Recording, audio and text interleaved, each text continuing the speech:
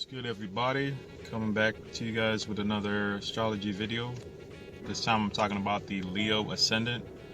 So what I like to do is I like to go into the 12th house to describe what I believe to be your inner basically your inner world, your subconscious mind. So what Leo ascendants have, this video is for Leo ascendant, Leo rising, even sun in the first house might be able to relate to this video. So when you have a Leo ascendant, you have Cancer in the 12th house. So this makes your subconscious mind very connected to the home. Subconsciously, you're extremely connected to the home. Subconsciously, you're extremely connected to your mother as well. Subconsciously, what else? Subconsciously, you need to be nurtured. Subconsciously, you are a nurturer. Either one, vice versa, or you may be both. Subconsciously, you're kind of a kid, but not like not a baby, more like just like a kid in terms of you're lighthearted, childlike subconsciously, and you like to have fun. Subconsciously, you may be moody and come off moody to people, and you don't even realize that, but that's just your subconscious nature is constantly being moody or kind of putting people off because you're always creating new emotions, and you don't realize that. Like Cancer initiates emotions, so, and it initiates deep, it initiates watery emotions, and it initiates memories. So you might bring up old stuff all the time,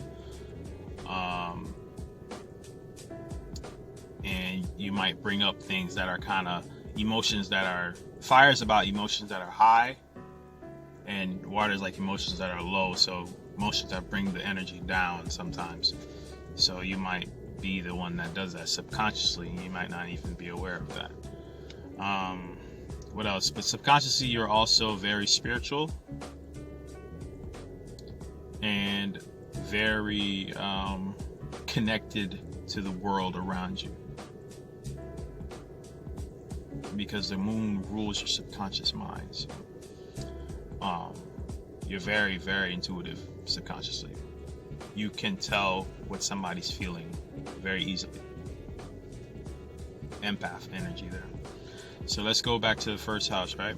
You have Leo in the first house. So with Leo in the first house, this makes you the center of attention often. This makes you seem like somebody that is very creative, seem like somebody that's very popular. You may not be, but this will give you that glow to you. And whatever falls in your chart or rest, that'll, amplify that. If you actually are, that helps you out then, right?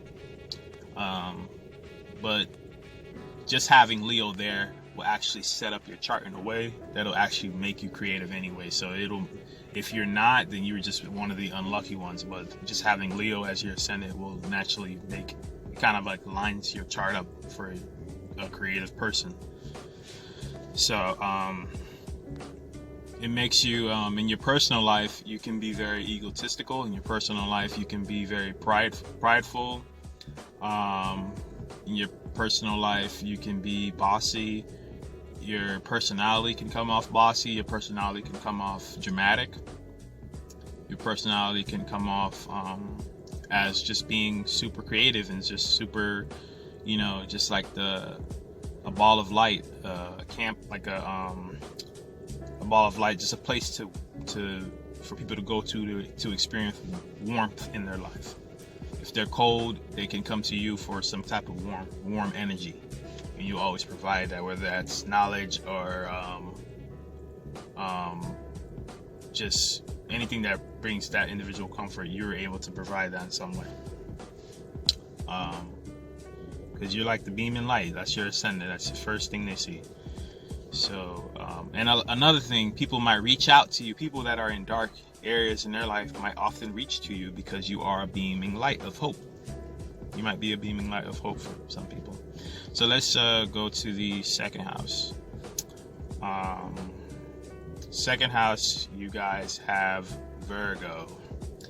So when it comes to your survival skills, when it comes to your security, money matters, even a little bit what you need to be nurtured. You have a routine in which you do. You have a routine that you practice that help aid you in your survival. It's very embedded in you. Something that you do all the time that aids you with your survival. You're very, very, very realistic when it comes to your survival skill. It's very hard for somebody to pull the wool over your eyes in terms of like nobody can trick you out of wasting your last penny in the bank. Nobody can trick you out of losing your home. Nobody can trick you out of these type of things. You're super savvy and realistic with these things and have a lot of information on these things, so nobody can ever get the jump on you when it comes to this stuff, because you've got facts and facts and facts on. When it comes to this aspect of your life, you're super knowledgeable. So and you probably help other people when it comes to their survival skills as well, because Virgo can also be like a helper type of sign too. So you might be able to give other people advice and aid when it comes to their own survival skills. What else? I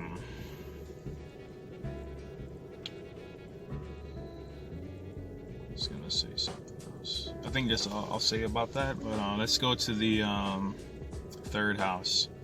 So the third house, you guys have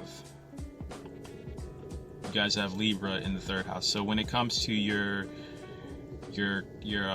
home life, not your home life, but your siblings, your neighborhood, just your city, people perceive you to be a very artistic individual. People perceive you to be a beautiful person. You might have a beautiful aura about you, or if not beautiful, just a very eccentric individual. Then you might be a little strange to them. In a good way, though. Your uniqueness is cool to them. You've got style. People might perceive you as an individual that has style, swag, or just good taste in general for the finer things in life. And when it comes to your siblings, if you had any, you probably had female siblings more than likely, or you have women or female type energies around you that you perceive to be like your siblings, whether that's you have Taurus like people around you, Libras type people around you, and you consider these people to be like your siblings, because Taurus and Libra is Venus, so this is feminine type energy. Whether they're male or female, you're going to consider this to be like sibling. They have this sibling vibe with you, like you take them on as a brother or a sister if they carry this type of energy, because it's kind of like what you want around you anyway. What else? You might be an artist in some way. See, this is what I was saying, like it sets you up in a way where you might just end up being an artist anyway. Some way, shape, or form, you are an artist, or you are in the arts, music, dancing, painting, one or the other, and people in your close environment perceive you to be this way. What else? People might perceive you to be a pushover sometimes. Your siblings might have thought you were a pushover, or if they didn't think this, you overly expressed that you weren't. You had a need to overly express that you weren't these things. You weren't a pushover. You weren't agreeable. One or the other. So you might, because Libra can be the most gangsta or the most soft. Just like Cancer as well. Some of these signs that people consider soft, they can actually be the most gangster out of the zodiac, because they have to be. Because people keep testing them. So let's go to the fourth house. So the fourth house, you guys have Scorpio. So when it comes to your home life, your family, your mother might have been a very spiritual person. Your mother might have been a very controlling person. Your mother might have left you some assets, or you might have provided your mother with assets. What else? Your mother was something that transformed you, or you transformed your mother. Your home in some way transforms you, or you enjoy transforming your home. You're in your home life, people probably perceived you to be, I think I already said this, but like I want to elaborate on that, is that people probably perceived you to be bossy and controlling in your home life, maybe. This goes along with having Leo as the ascendant, because Leo can come off as a bully. So having Scorpio in the fourth house, it'll show more, because Leo often doesn't want to be perceived as the villain, so they might do the villain acts in privacy where they won't be seen in that light. They don't want to be seen in that light, but then they'll do it in their private life. They'll be more of a bully in their private life and more kind and bright in their regular life. So having Scorpio there, you might be privately, you might be manipulative. Privately, you might be a bully and controlling. Or privately you love extremely deeply. Privately, you are a healer. A tremendously powerful healer. These are the positive sides of Scorpio. Somebody that loves extremely deeply. Somebody that is a powerful healer. Somebody that's powerfully psychic. Somebody that's like super spiritual. Somebody that's super investigative. What else? Somebody that's just leader, but a leader behind the scenes. A leader that doesn't need to, shout with a freaking megaphone. That's what Scorpio is. So, let's see what else. And what else I wanted to touch on in the fourth house, Scorpio. Scorpio in the fourth house. Sex. When it comes to Scorpio in the fourth house, sex might have been a theme. Maybe you were subjected to molestation, or you witnessed this in your household in some way, shape, or form. Another thing about Scorpio and Leo, these are very animalistic energies. So Leo and Scorpio are often run into sexual type of situations that are either positive or negative, because Leo and Scorpio are such animal-like entities.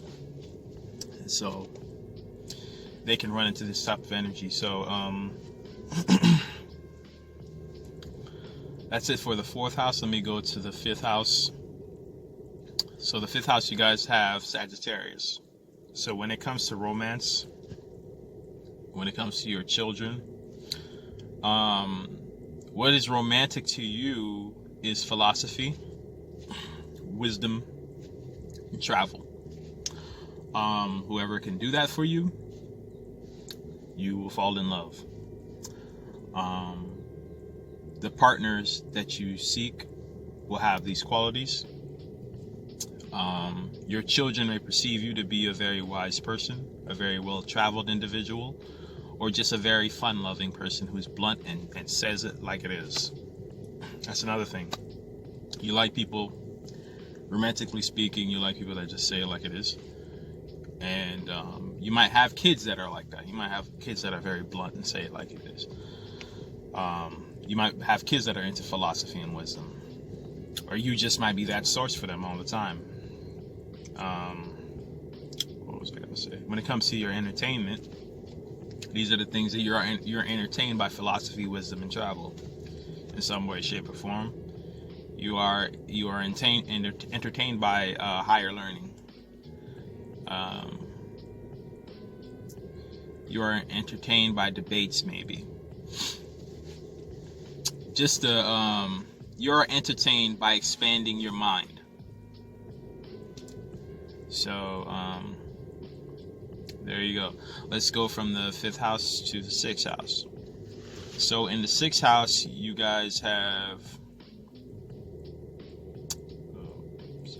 you guys have Capricorn in the 6th house.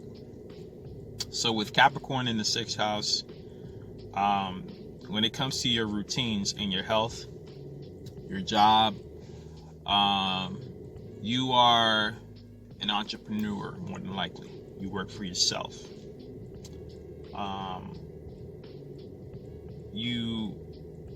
Your routine is to work for yourself. Basically, you are probably self-employed. This is what I'm trying to say. What else? Your routine is non-stop working. Probably you work non-stop. You're always putting out stuff. If you are a creator, you're always putting stuff out. Or if you just work at home, I don't know what it is. Maybe you, what else? What could you do? Let's just say, this is a weird example. You could just own a car washing business. You're always washing cars. You're always working. That's your routine, is work. You're a workhorse. You probably overwork yourself a lot.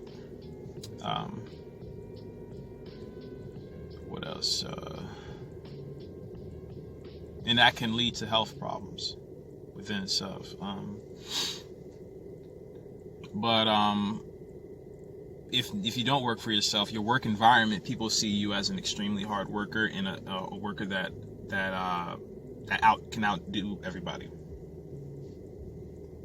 They call you basically the GOAT when it comes to work. You want to be known, and that goes back to Leo again, the ascendant. Because why does Leo want all these things? Why is Leo such a hard worker? Because Leo wants to shine. Leo wants to outdo people. They want the credit, and then they'll tell you about how much of a better worker they are than you are. Or they'll mention it in some way. If they're not telling you, they're gonna mention it in some way, somehow. You know, I'm employee of the month. I made it the other day. This, whatever. So let's go to the 7th house. So the 7th house, you guys have Aquarius. So when it comes to your friendships and your friendships and your relationships, your friendship relationships or business associates, you prefer people that are very strange. You don't want normal people. You want very unique individuals to be your friends, and you want very unique. You end up having very unique friends, very unique relationships, very unique business associations, not ships, but yeah. So because Aquarius is ruled by Uranus and Saturn, and that's just uniqueness, randomness. You make friends randomly, probably, and you prefer humanitarian type friends, relationships. You prefer people that are very giving, people that are very open-minded, but still open-minded but not pushovers. See, that's what I like about Aquarius. They're open-minded, they're very accepting, but they're not pushovers. They have fixed ways of thinking still, even regardless of that open-mindedness. They're open-minded because they are air, so they have that quality of being flowing, but they are a contained, fixed air. So they still can be stationary in what they believe. So they can accept you. Like, you can be the most flamboyant person ever, and they can accept you. And as soon as you try to place your flamboyant whatever concepts in your mind that you believe are right onto them, they will immediately shut that shit down with the mightiest hammer. Because they are fixed in their mindset and how they think about things. That's what I like about Aquarius. So they can be accepting, but you ain't gonna change their views or anything, so and they're gonna let you know that.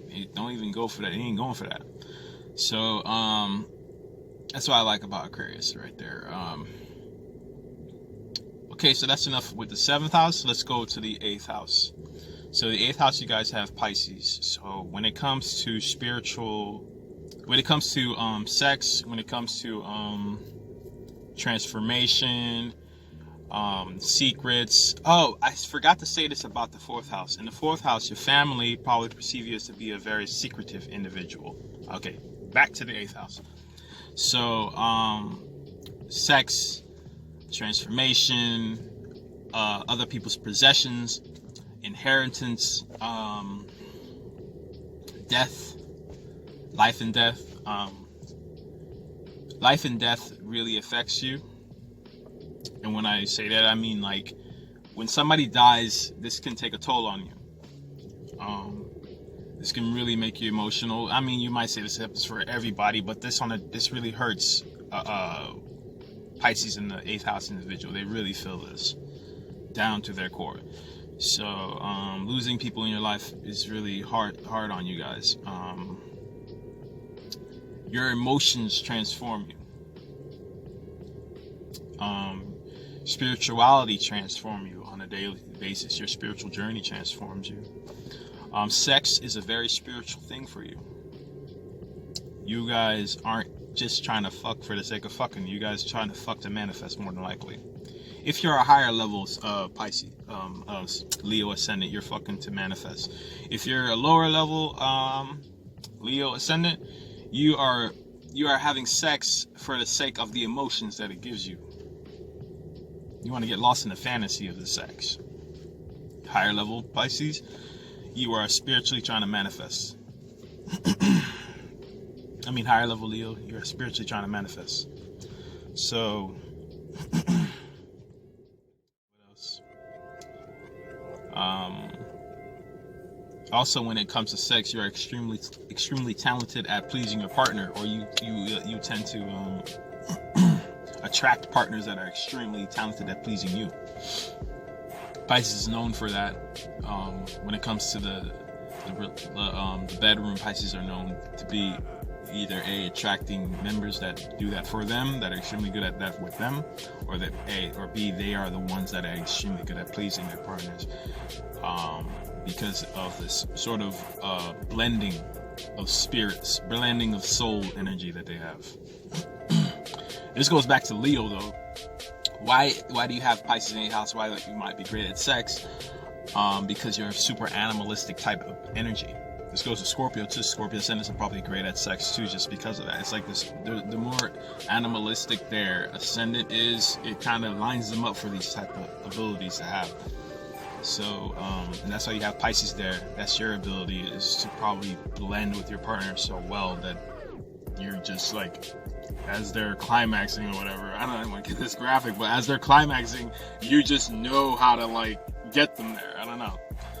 So it's like you're one.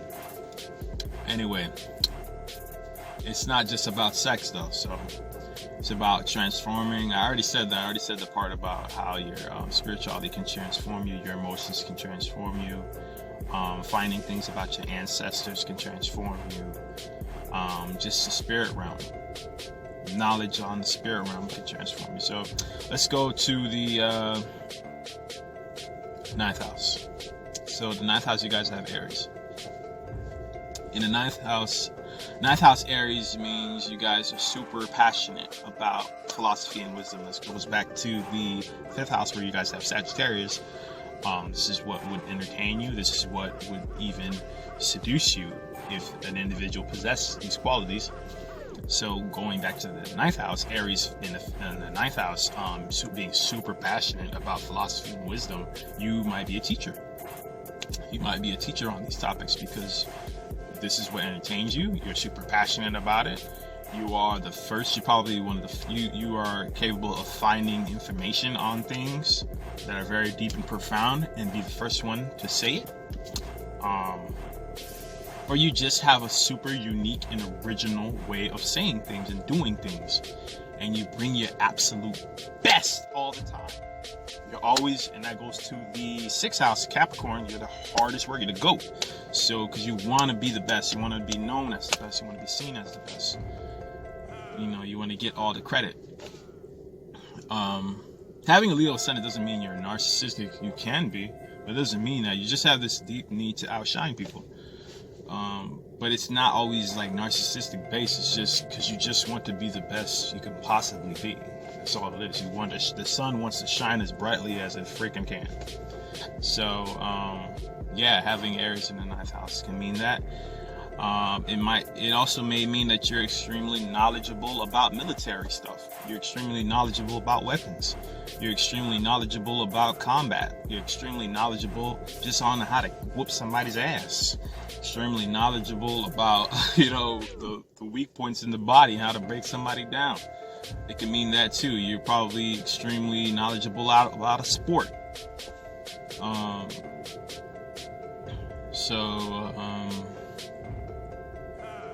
And the places that you like to travel have these things. They're either places that are full of philosophy, wisdom, or places that have to do with sports, places that have to do with combat. You like to go to the gun range. One or the other.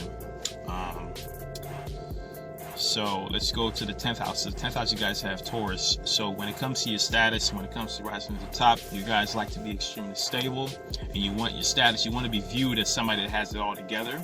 You want to be viewed as somebody that has great taste. You want to be viewed as somebody that is a beautiful person. Or if you're a guy that gets handsome, you want to be viewed as that. And that's how people may see you in your career. People may see you as somebody that is very wholesome, stable, and well put together. And somebody that's extremely consistent in their business, in their career. They're consistently good. Consistent is either consistently trash or consistently great at what they do. So let's go to the 11th house. 11th house, you guys have Gemini. So with Gemini here, you guys, your best friends may be Gemini, or your best friends talk a lot, or your best friends are extremely talented individuals in terms like they may be in the arts, or they just maybe have like a lot of skills. They may be like you have friends that are mechanics, and friends that are mainly people with their hands though. These are people that are working with their hands. That's what Gemini rules. These are the groups and organizations you tend to join as well. People that are really good with their hands. And that's a lot of fields though. But that's what Gemini rules. So if you don't join an organization like that, you just tend to surround yourself with these type of people. Alright, so let me go to that was it actually. And just a 360 going back to the 12th house, you guys having Cancer there. I really think that Leo ascendants are really psychic, they're very emotional, and they are very nurturing to the core, and super creative as well. Alright, I hope you Leo ascendants enjoyed the video. Let me know in the comments. You guys have a good day.